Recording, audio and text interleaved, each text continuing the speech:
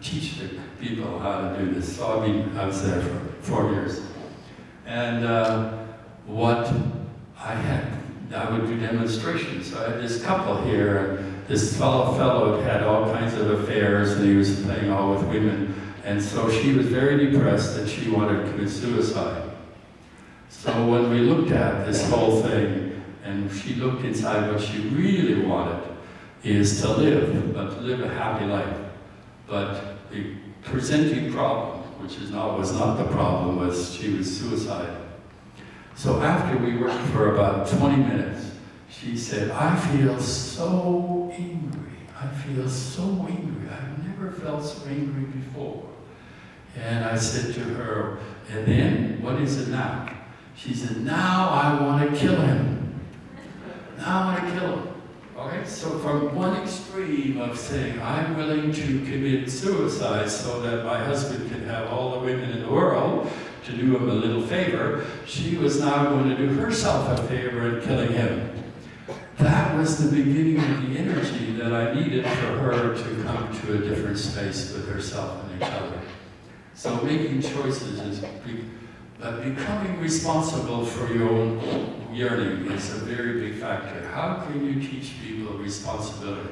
You are all very responsible people when it comes to behavior.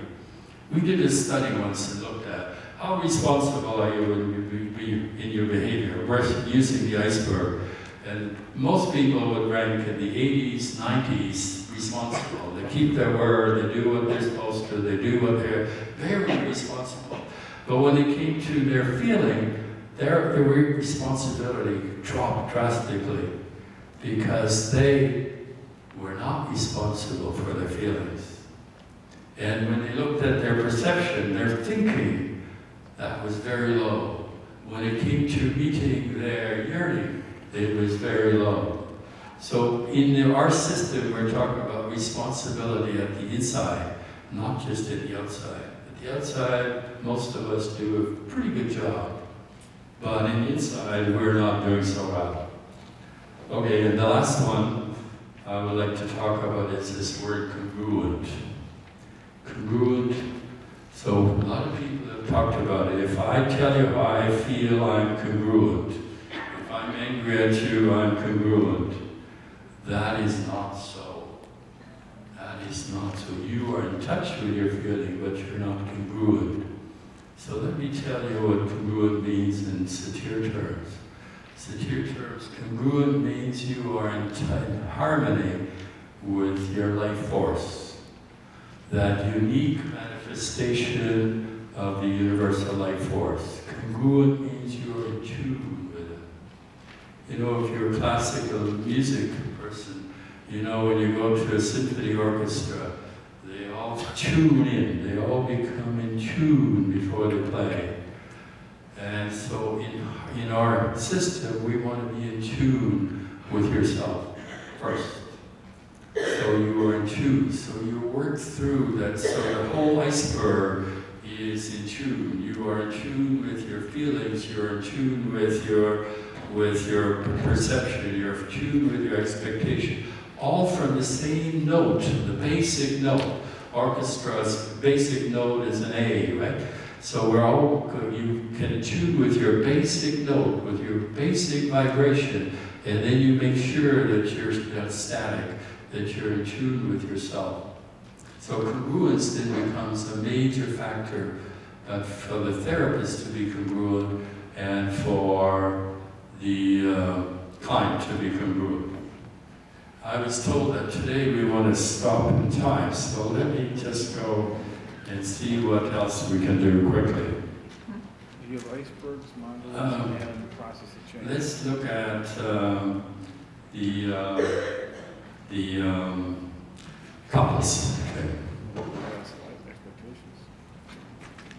Okay. Now, there. No. We got the same old mistake on the iceberg. Honeymoon period. A couple comes to me, first thing after you get to know, you want to look at their honeymoon couple. That means they are connected. They're doing things together. They are not using coping stands together. They're connecting with their feeling together. They are all connected. It's a honeymoon bird. It's based on sameness. We're connected at the sameness meeting our own yearning.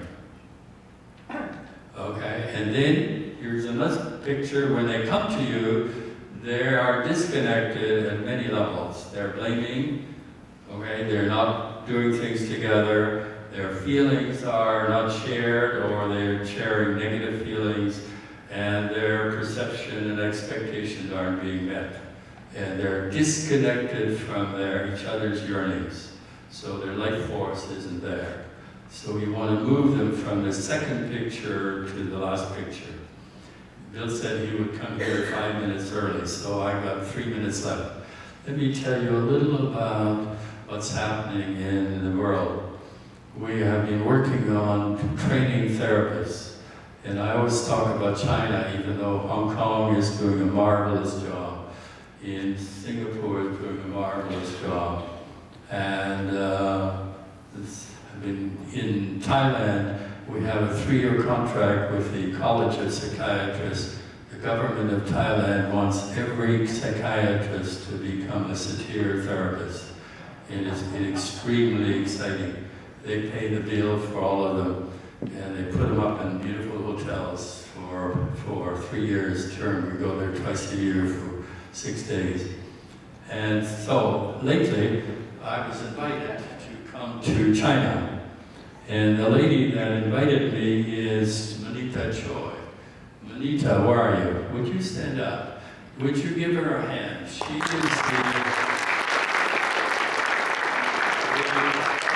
in Satir terms, as we blame her for making all this happen. She is the culprit of making this happen. So we now have 14 centers in China teaching Satir model. And we're going to launch 2 major projects that cost over $1 million in the near future. One of them is to train 10 million teachers. 10 million. Can you see that? That's more people than are in this hall. You know? And we're teaching them 3 different things. How to deal with their stress, how to deal with the kids as a full child, not an iceberg child, not a behavior child, and how to deal with their parents. 10 million, right? And we have the 2 trainers here somewhere, I hope, that are going to do that program starting this fall or this summer. At the same time, we have been invited by the Association of Social Workers, and we're supposed to teach all the social workers the skills, clinical skills, because in China they haven't been learning skills.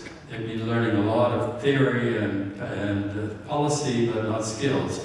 So we are working with 128 universities to train their social workers how to be clinically competent in they want to use the Satir model. And they've given us $500,000 or RMBs to get it started. This could also start in the summer. And this third thing that I'm doing is I'm training local people to do the actual training. So we need to make them more independent so that they can do their own. So we're starting a 3-year program in China to train people to be their own trainers so they don't have to be so dependent on us, so that I can finally retire. But if I want to retire like Bill Nicholas, I don't think that's a good idea. He's as busy as ever, so I want to have a different way of retiring. I haven't found a good example. Maybe my buddy here knows. So in China, we have these centers all over the place, up from Harbin. If you can look up here. Where? Okay, you can show Harbin up, way up there, to way down south of Kunming.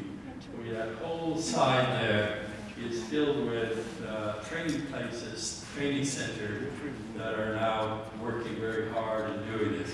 And I spend, I think, most of my time there in terms of up to this fall. My wife would be also there, but we basically do separate programs. But she has decided to stay more in Europe, and she goes to Turkey and Israel and Czech Republic, does the training over there. basically inherited a little country that has a lot of people that are very hungry. And one of the things that I find, and maybe I can stop at that, is the idea of having people find themselves. You know, find themselves. They haven't been told what their inside is about. They haven't even been told that they have it inside. And you can come and have them here. And I've had as many as 100% of my group get tears in their eyes when they touch their own soul, their own energy, and they become a human being instead of a human number. So in my last slide there, Virginia, the week before she died, she phoned me and says, I'm going to die next week. And I said to her, no, you won't. I have a date with you at the end of the month and I'll see you. But she kept her promise and she died on September the 10th. On September the 5th, she wrote that little saying goodbye. And so maybe you can read that while I give back my place here. Can you read it out? We can't read it. Can you read it out? Let me see. Can you read it out? Yeah. What age? You have a good voice. Jennifer, can you read it out? Okay.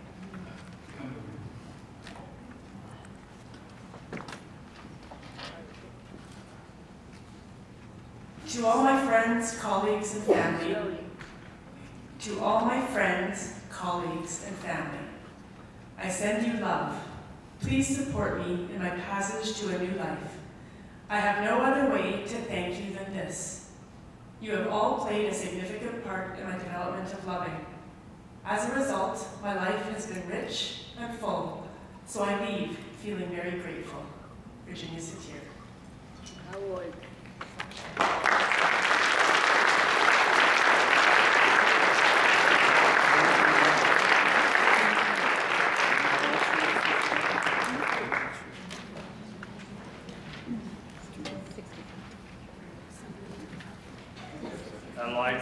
Most people like to summarize it, a speaker is finished and so forth. But I think John has said all that needs to be said. There's nothing I can add to it. Our current president, IFTA president, Dr. Reed, would like to say a few words.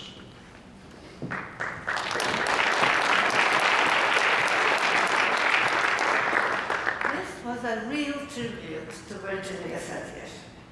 And I felt with his smile, with the smile she has, with her smile, I felt if there was a connection between here and there, wherever there is, that was the smile she would have given.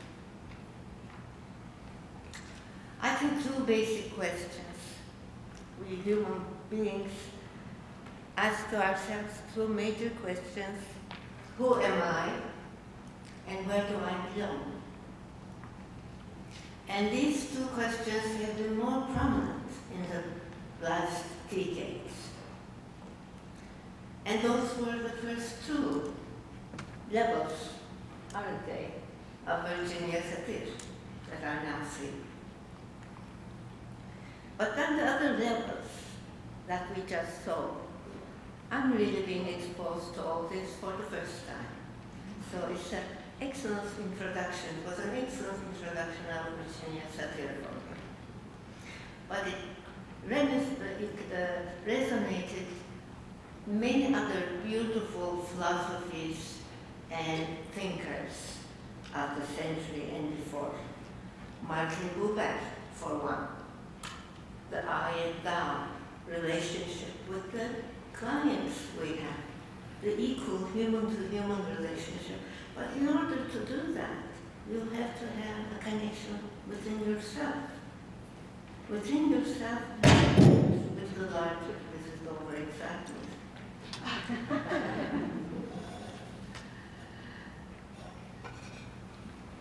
It's always sort of sad to see a conference end. And this is the last time we'll be together. But we have a compensation. And the compensation is the super speaker's presentation in the afternoon. I wish we could clone ourselves and be at all these places at the same time. I don't know how many of you felt this way, but I felt it all through the conference. They were such good workshops. And some of them had very few people attending because there were other places. And wished we could clone ourselves. Since that's not possible, we can exchange ideas and new knowledge that we gain, new insights we gain when we meet among each other and talk to each other and email to each other. I'd like to know how many of you were for the first time participants at this conference. And I hope I see these hands, not if I don't see it personally myself, but IFTA sees it 5 years from now, the same hands and then new hands. How many of you have been attending conferences more than 3 years? 3 years. Yeah. And more. And more. How many years? 16 years. 16 years. Would you please? Would you? Would you?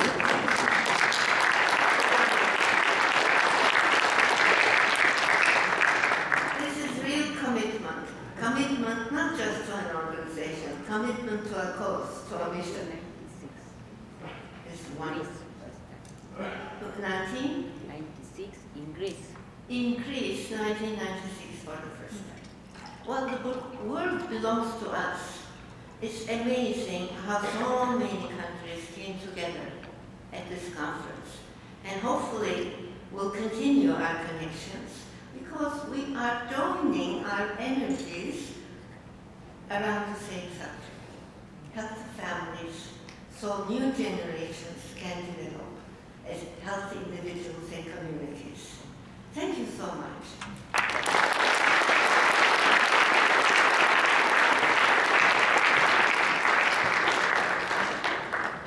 Thank you, and thank you, John, for a wonderful morning. Lunchtime.